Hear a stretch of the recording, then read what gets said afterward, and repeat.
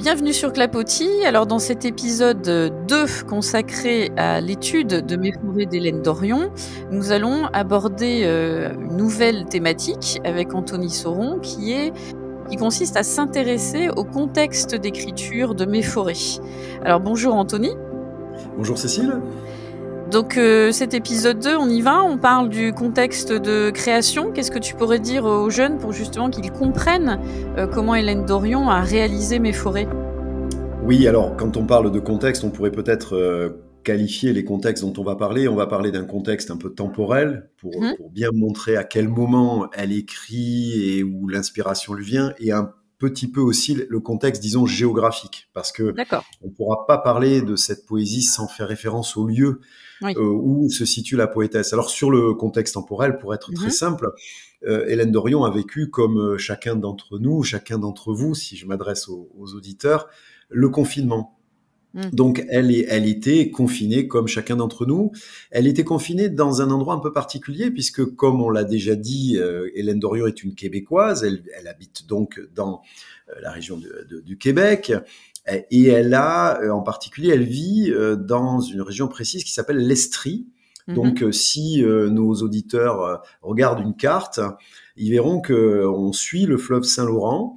Et qu'au bout du fleuve Saint-Laurent, si on se place plutôt au sud, on va trouver donc la région de l'Estrie, qui est une région, alors c'est surtout ça qu'il faut retenir, c'est qu'il y a beaucoup d'arbres, donc beaucoup de forêts. Et Hélène Dorion a une maison qui est très proche des forêts, et donc elle vit au contact des arbres. Donc ça, c'est quand même quelque chose de très important. C'est-à-dire que d'un certain point de vue, elle va vivre, comme chacun d'entre nous, le confinement.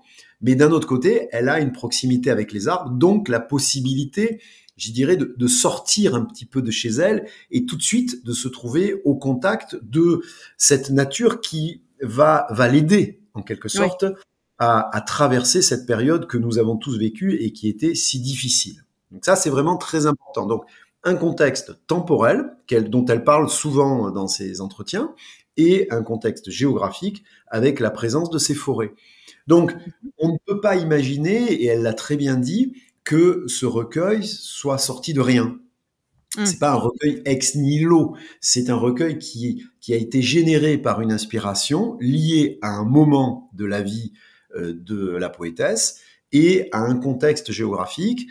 Je précise quand même, je ne sais pas si je l'avais déjà dit, Cécile, mais Hélène Dorion a vécu toujours avec les forêts. Là, j'ai parlé tout à l'heure de la bordure sud du Saint-Laurent où elle se trouve, où elle habite, mais elle a longtemps vécu au nord du fleuve Saint-Laurent, c'est-à-dire de l'autre côté, sur l'autre rive, dans la région qu'on appelle les Laurentides, où il y a beaucoup de forêts. Donc c'est quelqu'un qui est quand même, depuis l'enfance, au contact des forêts. Et pour finir sur ce contexte, je dirais que sans doute, et elle le dit, les forêts l'ont aidé à passer ce triste moment du confinement où quand même les uns et les autres, nous avons senti qu'il y avait quelque chose qui se passait et qui était très délicat dans nos existences et probablement aussi au niveau de notre planète. Oui. Et cette référence donc permanente aux forêts, est-ce que, alors on l'abordera plus amplement dans un autre épisode, mais est-ce que justement ça induit cette idée d'espace, de liberté qui se retrouve dans le recueil, le fait qu'elle soit justement qu'elle habite dans les forêts quelque part? Est-ce qu'on retrouve cette thématique du grand espace, de la liberté? Est-ce que c'est omniprésent ça?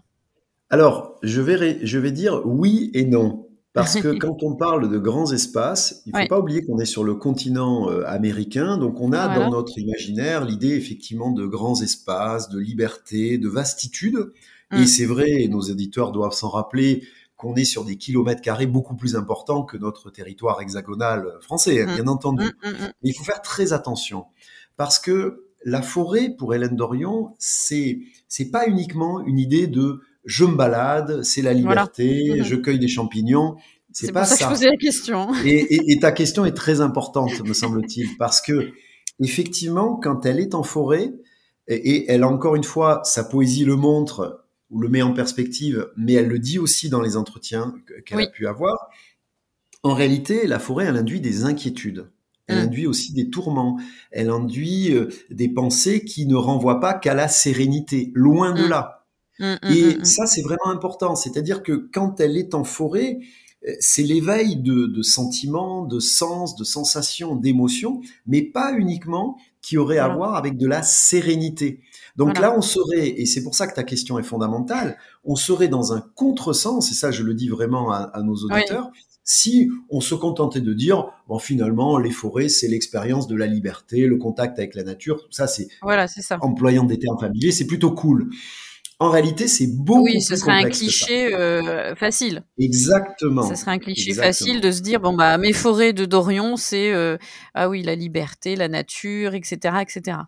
Voilà, c'est pour ça que je posais la question exactement. et qu'avant de plonger dans l'étude de l'œuvre, ne pas avoir cette représentation toute faite. Si l'auteur parle de forêt, c'est donc qu'elle va expliquer, la sensation de liberté et cetera et cetera. Effectivement, et je rebondis sur l'importance de ta question parce que si on avait, et nos auditeurs en auront sans doute à réaliser, donc à faire des dissertations, effectivement, là, on est déjà confronté à une problématique, c'est-à-dire C'est peut-être ce vrai. qui pourrait représenter une sorte de cliché sur la forêt et la rencontre avec la forêt, et Ouais. la façon dont la poétesse investit ce territoire imaginaire et réel, et qui est complexe. Et il y a finalement pas un poème dans le recueil qui ne soit pas un tant Mmh. soit peu complexe, avec sa dose peut-être même à certains moments d'ambiguïté. Mmh mh. D'accord. Donc là, c'est le contexte, on a vu ce contexte, temporel, ce contexte spatial. Dans le prochain épisode, Anthony, il me semble que tu vas nous parler de la symbolique du titre, c'est ça? Et oui, Cécile, c'est bien cela. Et donc on se retrouve pour l'épisode 3 pour, parler de cette, portée, véritable et symbolique du titre. Donc merci Anthony et je vous dis à très vite.